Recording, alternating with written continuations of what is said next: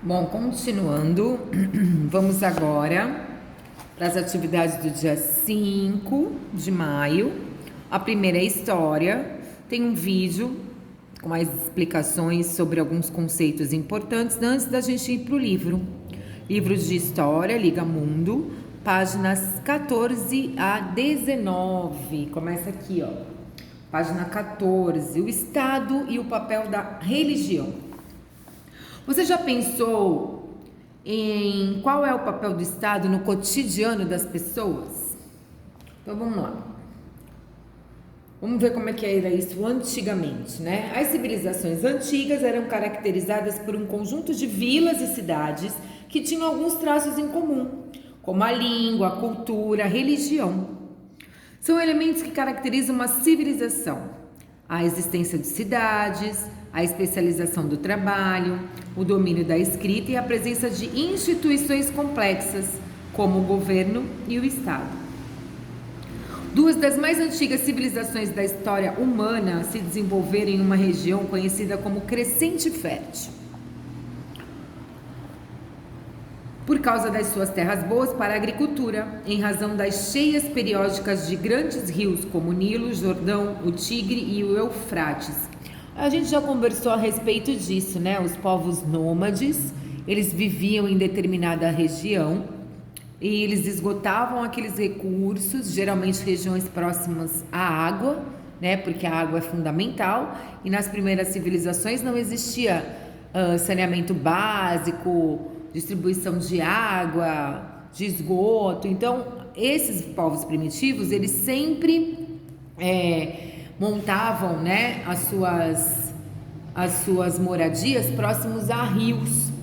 Depois veio a agricultura, que a gente já conversou sobre isso, né? Eles começaram a perceber que aquela sementinha em algum momento germinava quando tinha a luz do sol e água e a chuva. E aí eles começaram a entender todo o processo de agricultura, de plantação, começaram a domesticar os animais, começaram a selecionar algumas espécies de animais para que eles pudessem se alimentar, né, deles. Então surgiu a agricultura e a pecuária. Com o surgimento da agricultura e da pecuária, essas civilizações, elas começaram a fixar um pouco mais as suas moradias, né, em determinadas regiões e sempre próximos a rios, né? Então é o que aconteceu aqui, ó. Diversos povos fundaram vilas e cidades às margens desses rios, Nilo, Jordão, Tigre e Eufrates. Observa o mapa nesta página, esse mapinha verde aqui, ó. Algumas civilizações criaram sistemas de irrigação. Aí eles começaram a desenvolver toda essa parte de agricultura, criando esses sistemas de irrigação. O que é irrigar? É regar, né? Para que a água chegasse nas suas plantações. E armazenagens para usar a água dos rios na agricultura e na criação de animais. A construção desses sistemas exigia técnicas sofisticadas e o trabalho coordenado de milhares de pessoas. O aumento da população e sua especialização em diversas profissões, a complexidade dos sistemas de irrigação e o surgimento do comércio tornaram necessária a existência do Estado, conjunto das instituições que controlam determinado território. O Estado e seus funcionários exerciam várias funções, como manter a lei e a ordem nas cidades, protegê-las de invasões, coordenar as etapas dos trabalhos agrícolas e estabelecer regras para diversas profissões e para o comércio. Para realizar todas essas funções, o Estado cobrava da população a parte das colheitas como tributos, olha lá, os impostos sendo cobrados, né? Então, por exemplo, tudo que a pessoa produzia, um pouco ia para o Estado, que é o que acontece hoje ainda, né? O pagamento de impostos que a gente tem. Uma parte daquilo que a gente compra, daquilo que a gente ganha, vai para o governo. Na antiguidade, o Estado não era separado da religião. Em geral, os governantes eram vistos como representantes dos deuses na terra, ou como seres sagrados. Eles exerciam seu poder e influência com o auxílio dos sacerdotes. Quem está vendo a novela Gênesis, pós-Gênesis, tem É bem marcado isso, né? Essa fala aqui. Quase todos os povos da antiguidade eram politeístas, ou seja, acreditavam em várias divindades. Achavam que tinha Deus para tudo, né? Deus para isso, Deus para aquilo. Os deuses podiam simbolizar fenômenos da natureza ou forças que controlavam a vida e as atividades humanas, como o destino, o tempo, a morte e a justiça. Acreditava-se, por exemplo, que as colheitas e a prosperidade das cidades dependia do culto aos deuses. Civilização mesopotâmica. A Mesopotâmia é um termo que vem da língua grega e significa terra entre rios. Olha a importância dos rios aí de novo. A civilização mesopotâmica recebeu esse nome porque se localizava em um vale situado entre os rios Tigre e Eufrates, na região onde hoje se encontra o Iraque. Há cerca de 8.500 anos, diversos povos como os sumérios, os acádios e os caldeus começaram a povoar essa região. Eles desenvolveram complexas técnicas de irrigação para aproveitar os períodos de cheia e controlar as águas dos rios. Com o tempo, fundaram várias cidades. Olha aqui a Ur lá do Gênesis. Lagash, Ur, Eridu, Uru, que são algumas delas. Cada cidade era um estado independente, tinha suas próprias leis e seu próprio governo. As cidades competiam entre si e muitas vezes entravam em guerras umas com as outras. Nos centros das cidades mesopotâmicas havia um templo chamado Zigurate. Nele, os excedentes agrícolas eram armazenados. Isso permitia alimentar a população em épocas de fome, fazer comércio com outros povos e financiar exércitos para proteger e expandir o território das cidades. O que é uma instituição? Está aqui, ó. Cada uma das estruturas sociais que regem uma comunidade, estabelecidas por lei ou tradição.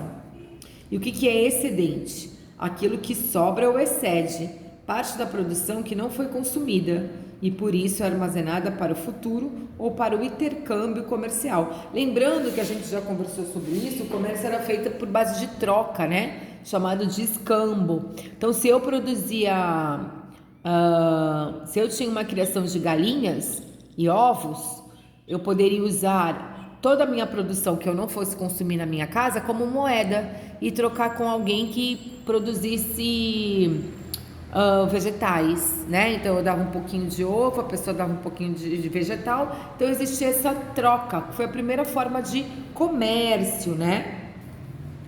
Os zigurates representavam a união entre o céu e a terra. Os povos da Mesopotâmia acreditavam que as almas dos mortos chegavam ao céu subindo os degraus do templo. Abaixo, o zigurate de Ur, no Iraque, foto de 2015. Isso também aparece na novela Gênesis. Por que eu falo da novela? Independente de religião, a novela mostra coisas importantes como eram as sociedades naquela época, né? Faz parte da nossa história, né? Porque muitas coisas que a gente tem hoje veio do Egito, que é onde se passa essa parte da novela. A região era muito importante na vida dos povos mesopotâmicos. Na Mesopotâmia, cada cidade tinha o seu deus. Os sacerdotes desempenhavam várias funções importantes. O texto a seguir trata de uma delas. Cabia a eles articular os princípios divinos que situavam o homem acima da natureza, incutir sistema de culto e regular as atividades de grande contingente de pessoas, na realização de complexas tarefas comunitárias. Os sacerdotes definiam os calendários que determinavam os horários de trabalho, culto e alimentação de toda a população. Então, naquela época, os sacerdotes exerciam uma função muito importante na sociedade, né? Era quase como um ajudante do rei. O que é incutir? Inspirar, introduzir ou cultivar no espírito. Sistema de culto, conjuntos de crenças e rituais religiosos. Então, os sacerdotes desempenhavam essas funções também, né? Eles organizavam os cultos, as crenças, eles ditavam o que era para acreditar, o que não era. Ao lado do zigurate ficava o palácio do governo. Como vimos, o governante era um chefe ou rei considerado representante dos deuses para governar. O poder geralmente era transferido para um de seus descendentes, né? Era de pai para filho, né? O rei do Egito tinha um filho homem, esse filho seria o rei. Se tivesse uma filha mulher, na morte do rei, essa filha seria a rainha. Origem da escrita, olha que interessante. Na Mesopotâmia foi desenvolvida a escrita cuneiforme, o primeiro sistema de escrita que se tem notícia. Os símbolos eram gravados em placas de argila com uma cunha. Olha aqui, ó, as cunhas. O que era a cunha? É como se fossem uns pregos, né, que tinham uma ponta. E aí na argila iam se desenhando as letras, né? Os símbolos, na verdade, que hoje a gente usa a letra. Inicialmente, essa escrita era utilizada para registrar a contabilidade dos templos, a produção das colheitas, os tributos pagos, os empréstimos e as transações comerciais. Com o tempo, ela passou a ser utilizada também para registrar a história, as tradições, os mitos e a literatura dos povos da Mesopotâmia. A escrita e a interpretação dos símbolos cuneiformes eram tarefas complexas para que um pequeno grupo de pessoas dominava. Era um chamado escribas. Só algumas pessoas tinham direito a aprender todo esse vocabulário feito de desenhos, né? Que era a escrita daquela época. Essas pessoas chamavam escriba e era uma profissão. E era uma profissão muito valorizada na sociedade. E garantia a eles riquezas e privilégios, porque só eles sabiam escrever. Então eles eram chamados a todo momento, né? E eram poucas pessoas que tinham... que dominavam a escrita naquela época. Para se tornar escriba era necessário frequentar uma espécie de escola desde criança, que só os ricos podiam fazer isso, e fazer uma série de exercícios até aprender todos os sinais e seus significados, em cada uma das línguas faladas na Mesopotâmia. Olha que difícil, não era uma língua só, né? Em cada língua, cada desenho significava uma coisa. A civilização egípcia. A povoação do Egito começou cerca de 7.000 anos. Tribos nômades vindas de regiões próximas foram atraídas pela terra fértil às margens do rio Nilo e começaram a construir vilarejos no local. Então nós vimos a Mesopotâmia, que agora é a egípcia, tá? Lá do Egito. A região tinha ainda outra vantagem, o deserto do Saara, que funcionava como uma barreira natural contra invasões entre povos estrangeiros. A gente sabe que o deserto, ele tem uma temperatura quente, né? E de noite é muito, muito frio.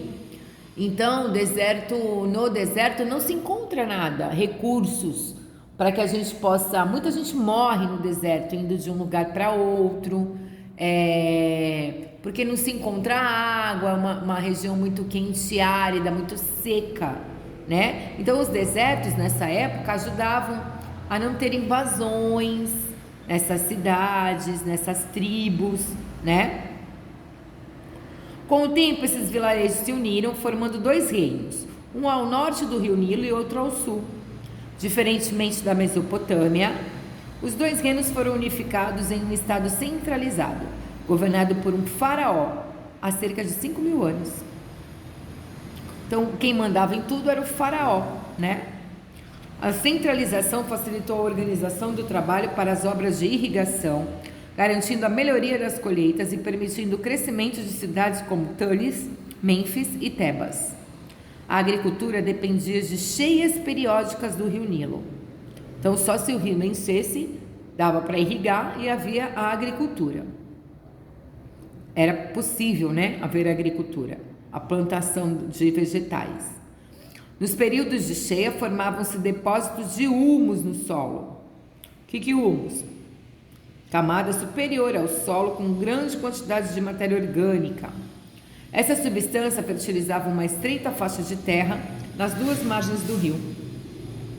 O faraó era um título dado aos soberanos do Egito, aos mais fortes, aos mais poderosos, né, do Egito.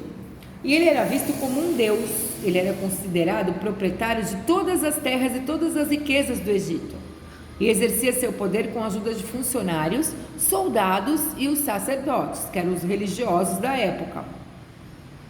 Os funcionários do faraó controlavam os trabalhos agrícolas e armazenavam os excedentes da colheita, e eram utilizados no comércio como outros povos para financiar grandes obras como a construção de templos e pirâmides. Olha as pirâmides aqui. Tem várias pirâmides no Egito, né? E elas foram erguidas há mais de 3.000 anos. Elas eram tumbas dos faraós e representavam seu imenso poder na sociedade egípcia. Técnicas avançadas de edificação foram utilizadas em sua construção, que exigiu o trabalho de milhares de pessoas, muitas delas escravos. Na foto, as pirâmides de Gizé são as maiores. Essa foto é de 2016. Como os mesopotâmicos, os egípcios eram politeístas, ou seja, eles também acreditavam em muitos deuses. E a religião também desempenhava um papel muito importante na vida de todos. Existiam deuses como forma humana, deuses como forma de animais, ou ainda com formas humanas e de animais ao mesmo tempo. Havia, por exemplo, deuses com forma de gato, chacal, serpente ou crocodilo. Os egípcios acreditavam que os deuses habitavam os templos e que deviam ser celebrados pelos seres humanos com cantos, danças e oferendas. Se os deuses não fossem celebrados, acreditava-se que tragédias como doenças, seca e fome poderiam se abater sobre a população. Os egípcios desenvolveram um sistema de escrita conhecido como hieroglífico. A palavra hieróglifo significa escrita dos deuses, pois os egípcios acreditavam que a escrita era um presente dos deuses aos seres humanos. Os hieróglifos eram escritos com pincéis e tintas sobre as folhas feitas com a fibra do papiro, planta típica da região. Em seu caule extraíam-se fibras finas e maleáveis, que eram utilizadas na fabricação de folhas de papiros, tecidos, cordas e outros materiais. Então aqui, é um relevo, né, representado o filho do deus egípcio Horus, né? Esse foi feito no ano de 715 a.C. a 332 a.C. Olha lá, é um deus com cara de cachorro e corpo de homem, né? E aqui é um detalhe, é um papiro com a escrita dos egípcios, né? A escrita hieroglífica do Antigo Egito, do século I a.C. Aqui deve ter escrito um monte de coisa que a gente nem imagina. Bom, página 18. No caderno, crie perguntas para as respostas a seguir. Suas principais funções eram manter a lei e a ordem nas cidades, protegê-las de invasão de povos inimigos, coordenar as etapas dos trabalhos agrícolas e estabelecer regras para as diversas profissões e para o comércio. Essa é a resposta. A gente tem que fazer a pergunta. Primeiro a gente tem que procurar onde está isso. De quem era a função de manter a lei e a ordem nas cidades, protegê-las de invasões de povos inimigos, coordenar as etapas dos trabalhos agrícolas e estabelecer regras para diversas profissões e para o comércio. A gente tem que procurar aqui quem era o responsável para fazer tudo isso. E aí a gente vai bolar uma pergunta. Qual as principais funções de Tananã? É a pergunta. Esse Tananã que vocês têm que descobrir no texto quem é. A resposta B, eles eram vistos pela população como representantes dos deuses na terra, ou até mesmo como seres sagrados. O que os Tananãs representavam? Como os Tananãs eram vistos pela população?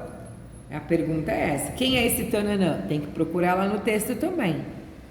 Número 2. Numere os itens de acordo com o significado de cada palavra a seguir. Cuneiforme, escrita do Mesopotâmico. Hieróglifo, as escritas dos egípcios. Pirâmides, o que era? Tumbas dos faraós. Politeísmo é a crença em mais de um deus. Então a gente vai pôr aqui 1, 2, 3, 4. O que é isso? O que é isso? O que é isso? O que é isso?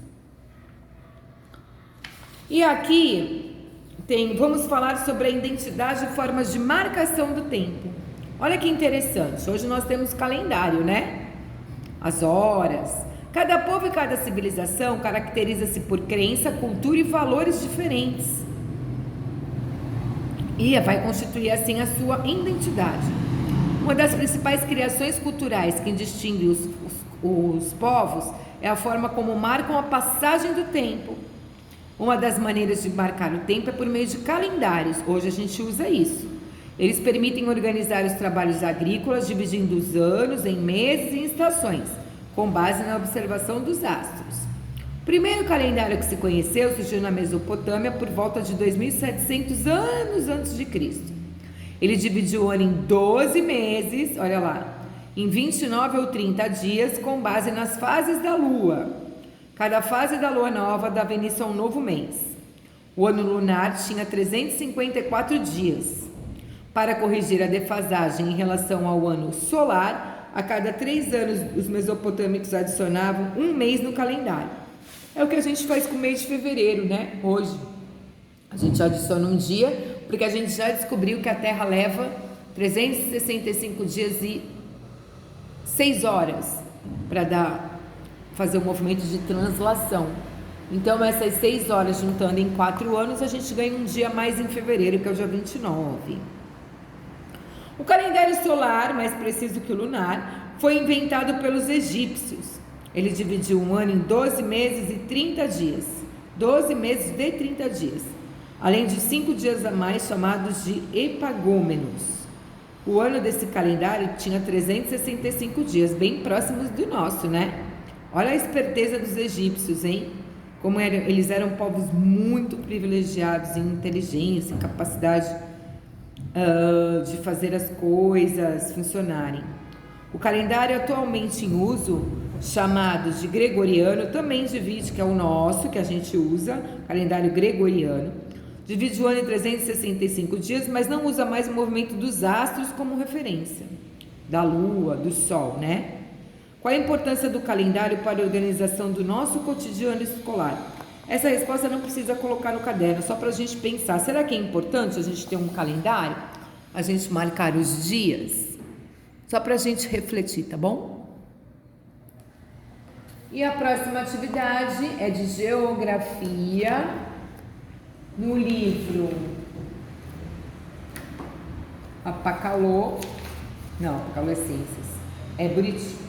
Geografia, na página, olha lá, 13 a 15, mudanças no crescimento da população e mulheres chefes de família. A gente tem um vídeo que eu queria muito que vocês vissem, né? Antes da gente dar continuidade, antes de vocês lerem as atividades do livro de geografia. E vamos abrir o livro na página 13. Vamos lá. Muita coisa para ler, hein, hoje. Mudança no crescimento da população. A partir da década de 60, o crescimento da população brasileira começou a diminuir. Olha que coisa.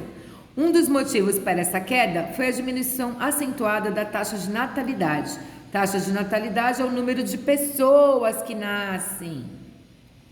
Observe novamente a taxa de natalidade do ano 1965 a 2015 no gráfico. Olha aqui, ó. Número de médios de filhos por mulher. Em 1960, 6 filhos. Na década de 70, 6. Na década de 80, 4. Na década de 90, 3. 2000, ano 2000, 2. 2010, 2. 2015, 2. Então, se manteve. Então, aqui ela se manteve de 60 a 70. Depois ela foi baixando, depois baixou de novo, depois baixou de novo. E de 2000 até 2015, se manteve o mesmo número. 2 filhos por mulher. A média, né? Essa queda da taxa de natalidade pode ser justificada pela diminuição da taxa de fecundidade no Brasil. A taxa de fecundidade indica o número médio de filho por mulher, que é desse... esse é de fecundidade, ó. Que é esse gráfico aqui ao lado. Aqui tá de natalidade, ó. O número de pessoas que nascem, né? Em 1900, nasciam, cada 46 pessoas que nasciam, 28 morriam. Cada 46, 27 morriam, cada 45, 26, cada 45, aqui são as décadas, ó. 26, cada 44, 21 morria, cada 43, 14 morria, cada 39, 10 morria, cada 34, 9 morriam, cada 29, 8 morriam, cada 22, 7 morriam, cada 18, 6 morriam, cada 14, 6 morriam. A redução da taxa de fecundidade está relacionada a diversos fatores como o aumento da escolaridade e da participação da mulher no mercado de trabalho e o planejamento familiar, que permite aos casais decidirem quantos filhos querem ter com base nas condições de vida que poderão oferecer a eles. As mulheres estão cada vez mais presentes em todos os ramos das atividades. Na foto, pesquisadores trabalham em um laboratório de biociência no município de São Paulo, no estado de São Paulo, em 2016. Entre os pesquisadores há várias mulheres, olha quantas mulheres lá. Então vamos lá. Essa aqui, ó, só tem o balãozinho, então é só para a gente conversar sobre isso. De acordo com o gráfico, qual era o número médio de filhos por mulher nos anos de 1960? E nos anos de 2015, 2. Você considera importante a inserção da mulher no mercado de trabalho? Por quê? Será que é importante a mulher trabalhar ou ela tinha que ficar que nem antigamente, só o homem trabalhando e a mulher dentro de casa? O que vocês acham? Mulheres chefes de família. De acordo com o IBGE, em 2015, cerca de 52% da população brasileira era composta por mulheres. Atualmente, as mulheres participam de todos os setores econômicos. Elas fazem pesquisas científicas, comandam tribunais de justiça, administram empresas, governam países e muito mais.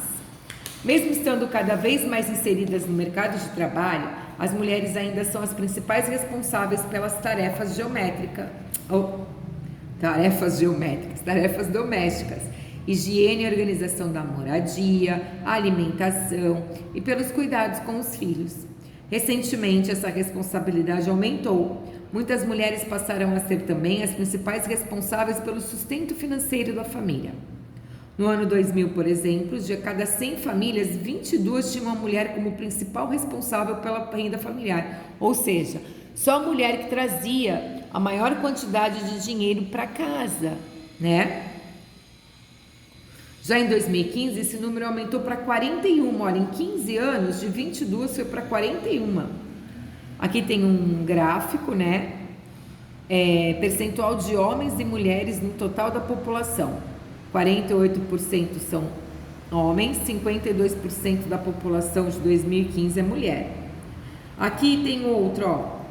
As famílias, homens e mulheres, proporção de famílias sustentadas por homens e por mulheres. Então, em 2000, 78% das famílias eram sustentadas só por homens e 22% por mulheres. Em 2005, 69 para 31. Em 2010, 63 para 37.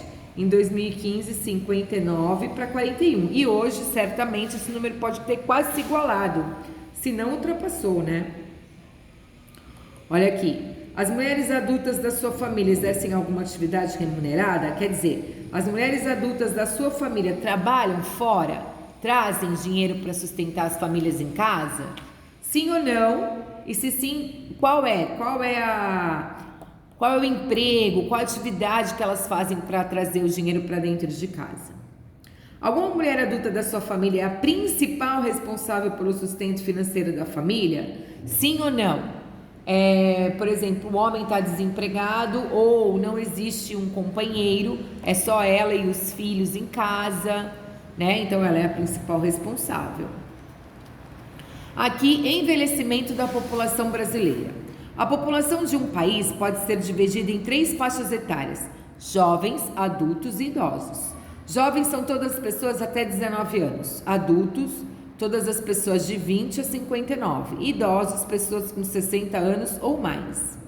Observe nos esquemas abaixo como a população brasileira se distribuía nas 3 faixas etárias, nos anos de 91 a 2015, segundo pesquisas do IBGE. Então, em 1991, 7% da população brasileira era de idosos, 48% de adultos, 45% de jovens. Em 2015, 14% de idosos. Ó, dobrou 50%, 6% de adultos e 30% de jovens. Vamos dar uma olhada em tudo que a gente conversou, isso daqui. Primeiro, por que será que aumentou o número de idosos? Isso se deve à qualidade de vida das pessoas, melhor alimentação, pesquisas medicinais com remédios que ajudam na sobrevida desses idosos, né? A prática de atividade física, esses idosos hoje conseguem ter uma melhor qualidade de vida. 48% era adulto, aumentou um pouquinho de adulto aqui, né? Mas a gente olhando para cá, ó, para os jovens, a gente vai ver porque aumentou. Exatamente por causa disso aqui, ó. A baixa de fecundidade, né? As mulheres, os casais estão tendo menos filhos. Então, os jovens estão diminuindo, né? Então, agora a gente tem em 2015, agora 2021 já deve estar até mudado. Mas o nosso último censo foi esse aqui, ó, o último dado que a gente tem. 14% de idosos, 56% de adultos e 30% de jovens. Você deve ter percebido que entre 91 e 2015 a quantidade de jovens diminuiu e a de adultos e idosos aumentou, indicando que a população brasileira está envelhecendo. Isso vem ocorrendo porque o número de nascimentos diminuiu e a esperança de vida aumentou. Observe no gráfico ao lado, a esperança de vida do brasileiro aumentou de 52 anos em 1960 para 75 em 2015. Isso mostra que o brasileiro está vivendo mais tempo. A melhoria das condições de saúde da população tem contribuído para esse aumento da esperança de vida do Brasil. Olha lá, em 60 a média era 52 anos, em 70, 53, em 80, 63, 91, 66, 2000, 75 anos, 2010, 74, 2015, 75 e com certeza, como a gente está em 2021, deve ter aumentado a média de vida do brasileiro. Número 10, em sua família há idosos? Quem são esses idosos? Ah, na minha tem meu paizinho e minha mãezinha, tem alguns tios. Meus vovôs e vovós já partiram.